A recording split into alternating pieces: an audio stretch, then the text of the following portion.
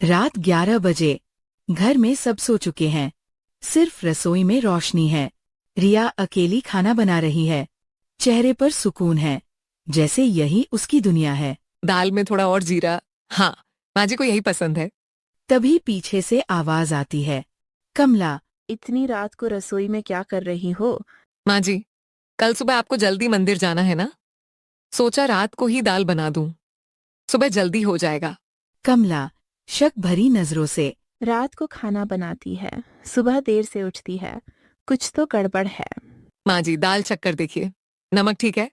कमला चम्मच लेती है, चखती है, चुप हो जाती है। कमला जाते जाते धीरे से। ज्यादा जीरा है। रिया मुस्कुराती है, वापस काम में लग जाती है। रात के 11 बजे जब पूरा घर सोता है, रिया जागती है। ये पहली बार नहीं था, ये हर रात होता था। पर क्यों? ये राज अभी किसी को नहीं पता। पिंकी पड़ोसन आती है। पिंकी चाय पीते हुए। कमला जी, सच बताओ, बहू कैसी है? पिंकी, कुछ तो गड़बड़ है उसमें। रात को रसोई में रहती है, किसी से ज्यादा बात नहीं करती। और देखो, शादी के 6 महीने हो गए, मायके से कोई आया नहीं मिलने। पिंकी आंखें बड़ी करके। सच में मायके वाले नहीं आए? एक बार भी नहीं। मैंने सौरभ से कहा भी इस लड़की का कोई मायके वाले नहीं आए। तो सौरभ ने क्या कहा? वो तो उसके पीछे पागल है, कुछ सुनता ही नहीं। तभी रिया चाय लेकर आती है। दोनों चुप हो जाती हैं। रिया मुस्कुराकर।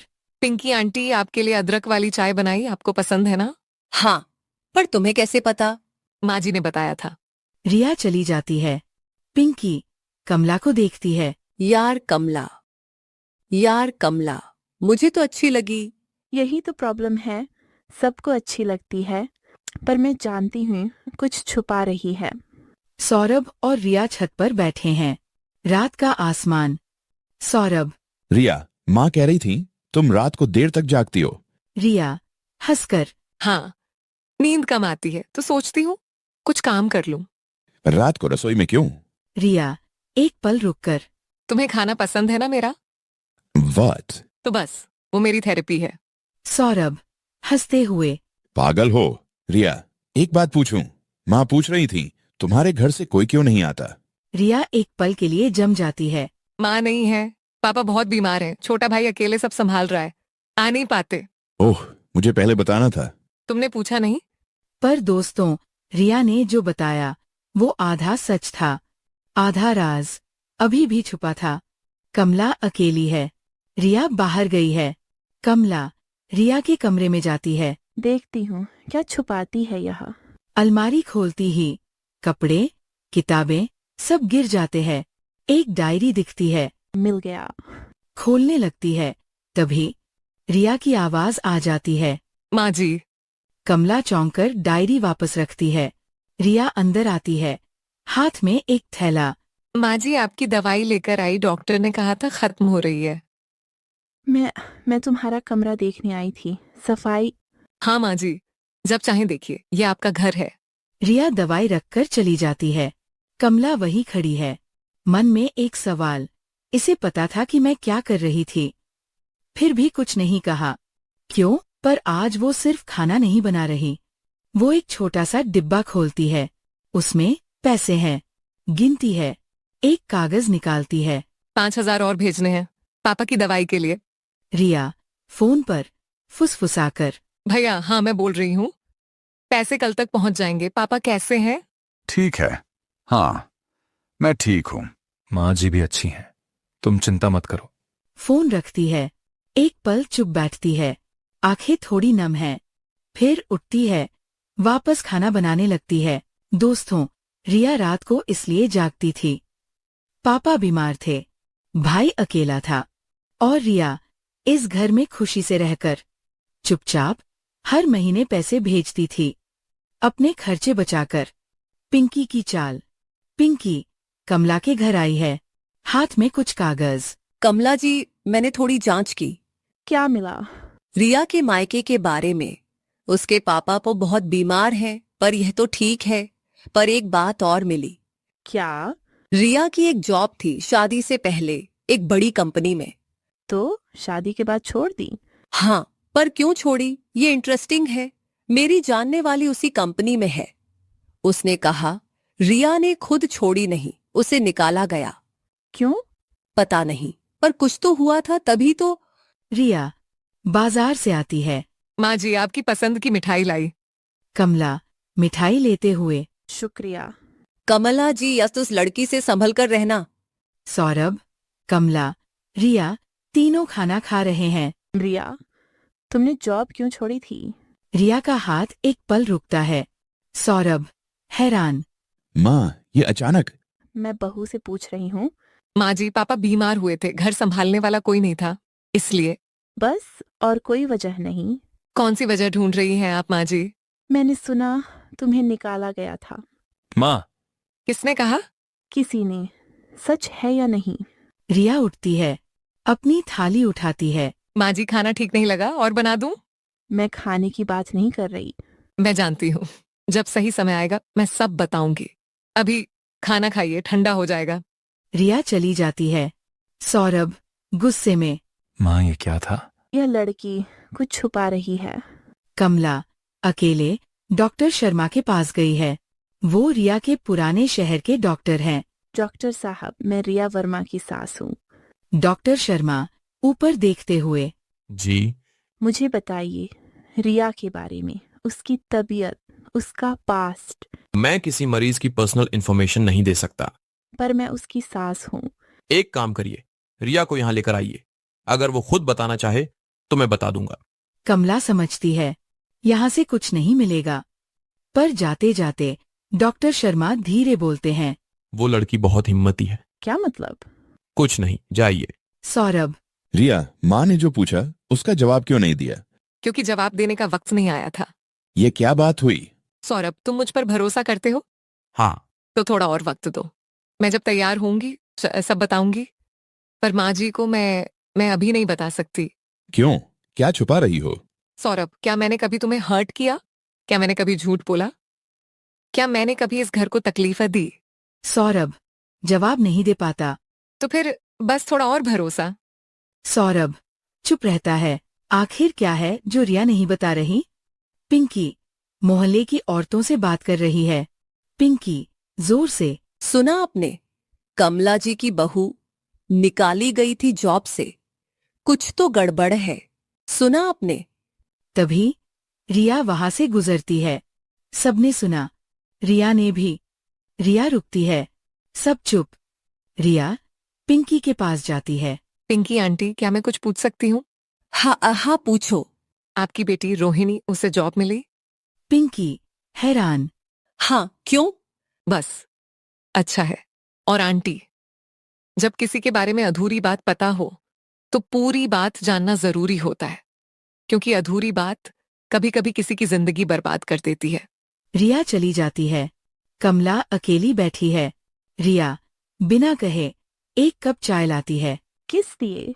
आपको थकान लग रही थी, बस। रिया चाय रख कर जाने लगती है। रिया, जी माँ जी। तुम मुझसे नाराज नहीं हो? नाराजगी से थकान होती है माँ जी, और मुझे बहुत काम करना होता है। हल्की मुस्कान के साथ चली जाती है। कमला चाय देखती है, पीती है। मन में कुछ हिलता है, पर शक अभी गया नहीं था। सब सो रहे हैं। तभी फोन बजता है। रिया का। रिया उठती है, बाहर जाती है। रिया फोन पर घबराई आवाज। भैया, क्या हुआ? पापा को हार्ट अटैक आया है। मैं अभी आती हूँ। फोन रखती है। हाथ कांप रहे हैं, आंखों में आंसू। वो सौरभ को जगाने जाती है। रिया सौरभ को हिलाकर। सौरभ, उठो। क्या हुआ? पापा को हार्ट अटैक आया है, मुझे जाना है अभी। सौरभ उठ जाता है। तभी दरवाजे पर कमला। क्या हुआ इतनी रात को? माँ, रिया के पापा को हार्ट अटैक आया है। कमला एक पल के लिए जम जाती है। रिया सामान उठा रही है, आंसू रोकने की कोशिश। और पहली बार उनके मन में शक नहीं, कुछ और है। कमला धीरे। जी माँ जी, आप सोइए। मैं भी चलूंगी। सौरभ और रिया दोनों हैरान। माँ जी, आपको जरूरत नहीं। मेरे बेटे की पत्नी के पिता को तकलीफ है, मेरी जरूरत है। रिया की आंखों से आंसू गिरते हैं। वो कुछ नहीं बोलती। अस्पताल में रिया के पापा आईसीयू में है। बाहर रिया, सौरभ, कमला, रिया का भाई आदित्य। आदित्य रिया को गले लगाता है। आदित्य रोते हुए, दीदी, डॉक्टर कह रहे हैं ऑपरेशन करना होगा, खर्चा बहुत है। होगा, मेरे पास है। दीदी, तुमने हर महीने जो पैसे भेजे वो सब। चुप, अभी सिर्फ पापा। बेटा, कितने की जरूरत है? आदित्य हैरान। आप मैं रिया की सास हूँ, बताओ। 2 लाख। कमला सौरभ से, सौरभ, अकाउंट से निकलवाओ माँ, अभी। उस रात कमला ने पहली बार माँ की तरह काम किया, बहू की माँ की तरह। पर असली राज अभी आना बाकी था। वो राज जो इस पूरी कहानी को हिला देगा। कमला पानी लेने जा रही है, तभी डॉक्टर शर्मा मिलते हैं, वही जिनके पास कमला गई थी। डॉक्टर शर्मा रिया के पापा का नाम देखकर, यह है रिया की फैमिली। हाँ, आप? मैं रिया का पुराना डॉक्टर हूँ। आप ही आई थी ना उसके बारे में पूछने? जी। तो अब बताता हूँ। रिया को यहाँ 2 साल पहले जो कैंसर था, कमला जम जाती है। क्या? अर्ली स्टेज, हम लोगों ने ट्रीटमेंट की, वो ठीक हो गई। पर ट्रीटमेंट के दौरान उसे जॉब छोड़नी पड़ी। कंपनी ने निकाला नहीं, ये उसने खुद छोड़ी, क्योंकि वो अपनी बीमारी किसी को नहीं बताना चाहती थी। पापा बीमार थे, भाई अकेला था, और वो खुद कैंसर से लड़ रही थी, अकेले। कमला की आंखें भर आती है। जब वो ठीक हुई तो मैंने पूछा, अब क्या करोगी? उसने कहा, शादी करूंगी, एक अच्छे घर में जाऊंगी, और उस घर को इतना प्यार दूंगी कि किसी को पता भी ना चले कि मेरे अंदर कितना दर्द था। उसने आपको इसलिए नहीं बताया क्योंकि उसे डर था आप उसे बोझ समझेंगी, कि एक बीमार बहू आपको नहीं चाहिए। ऑपरेशन खत्म हुआ, पापा ठीक हैं। रिया बाहर बैठी है, थकी हुई पर राहत से। कमला उसके पास आती है, बैठती है, बिना कुछ कहे। रिया? जी माँ जी। रिया एक पल के लिए जम जाती है, फिर शांत। रिया, उन्होंने बता दिया? हाँ। माँ जी, मैं ठीक हूँ अब, सच में, डरिए मत। मैंने तुम पर इतना शक किया, इतनी बुरी बातें सोची, और तुम कैंसर से लड़कर इस घर में आई, मेरी सेवा की, मेरा खाना बनाया, रात को जागकर पैसे बचाए पापा के लिए, और मैं तुम्हें बुरा समझती रही।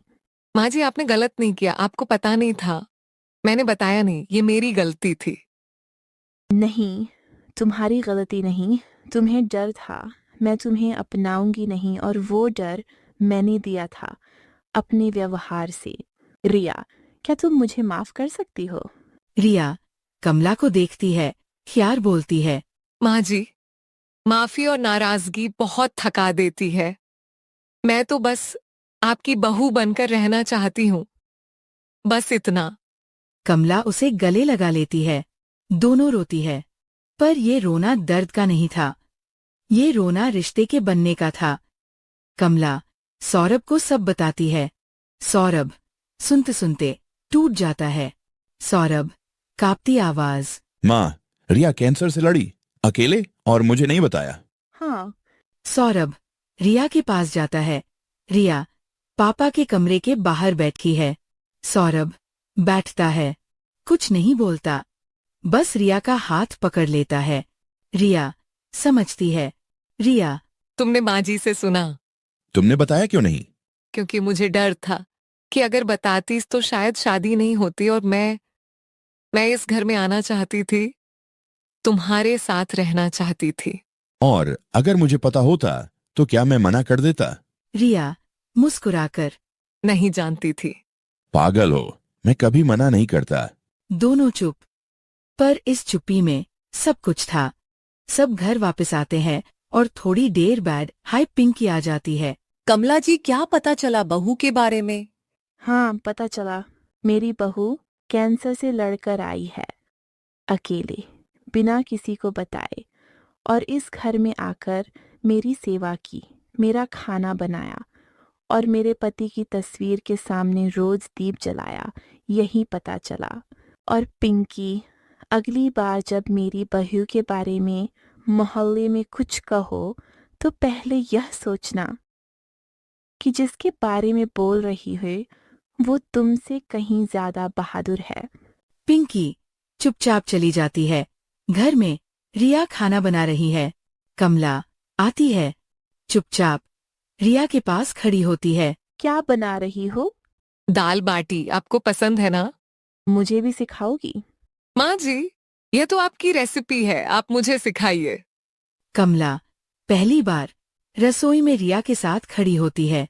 दोनों साथ में काम करती है। कोई ताना नहीं, कोई शक नहीं, बस दो औरतें, एक रसोई और एक रिश्ता जो देर से बना पर सच में बना। दोस्तों, रिया ने कभी नहीं बताया कैंसर था। हर रोज एक नई कहानी के लिए सब्सक्राइब करें और बेल आइकन दबाना न भूलें। आपके जैसे कहानी के दीवानों का यहाँ स्वागत है।